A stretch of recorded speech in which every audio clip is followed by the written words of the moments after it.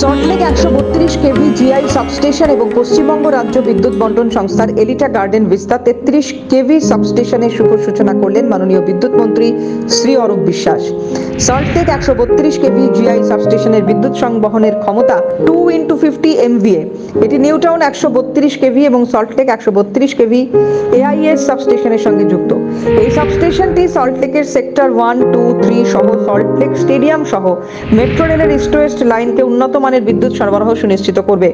একই সঙ্গে Salt Lake stadium 132 KV GI সাবস্টেশনটিও রিমোট অটোমেশনের মাধ্যমে এই সাবস্টেশন থেকে পরিচালনা করা হবে।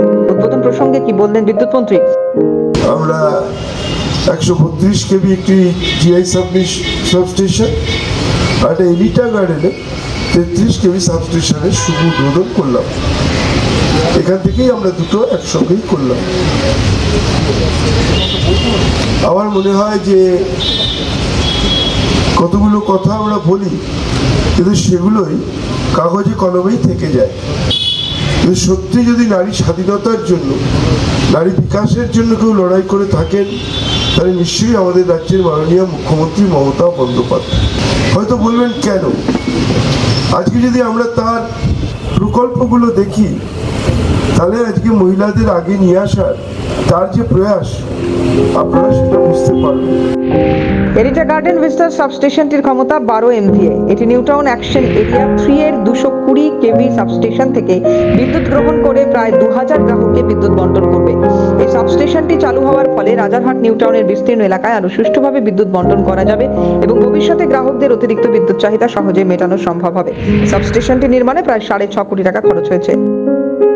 আজকে আমরা এখানে এবং নিউ টাউন দুটো সাবস্টেশন 100% মহিলা পরিচালিত। মানে যদি আমার এখানে 80 জন এমপ্লয়ি থাকেন, 80 জনই মহিলা।